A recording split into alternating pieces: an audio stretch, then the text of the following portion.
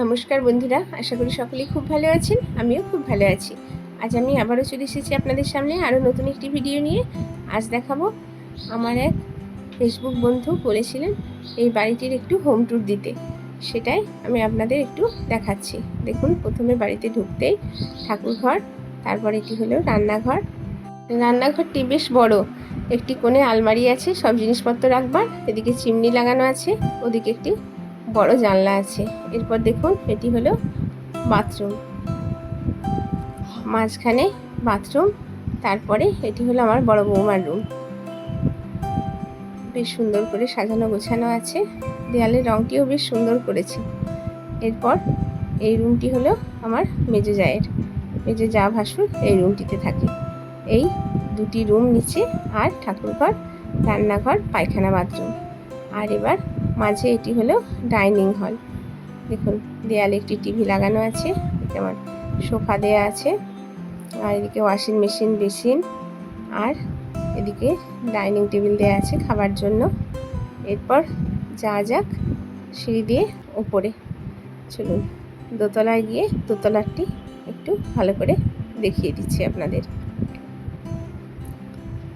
দোতলায় প্রথমেই উঠেই একটু হল করা আছে, আর এগুলি আমার মেজো জায়ের খুব শখের গাছ, ইনডোর প্ল্যান্ট সব। এটি হলো আমার বড় নাতির রুম, এখানেও পড়াশোনা করে।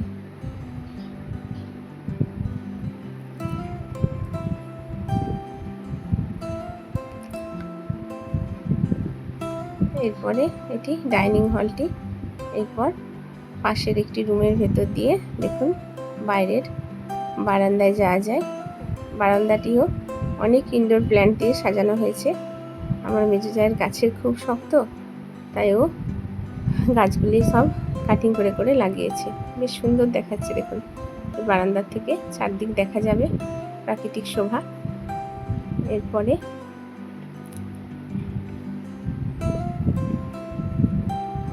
এটি হলো একটি স্টোর রুম, ঘরের যাবতীয় বাড়তি জিনিস সব এই রুমটিতে রাখা হয়েছে।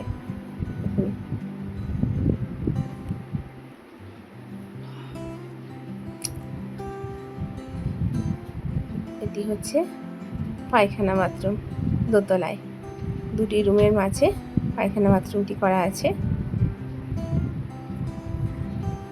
এরপর এটি আমার ছোট ভাসুরপুর রুম। এই রুমটিতে এখনো খাট টাট লাগানো হয়নি, শুধু একটি শোকেস, ড্রেসিং টেবিল কেনা হয়েছে। এরপর সিঁড়ি দিয়ে উঠলাম তিনতলায়। তিনতলায় কোনো রুম করা হয়নি অবশ্য, শুধু ছাদটি দেখুন।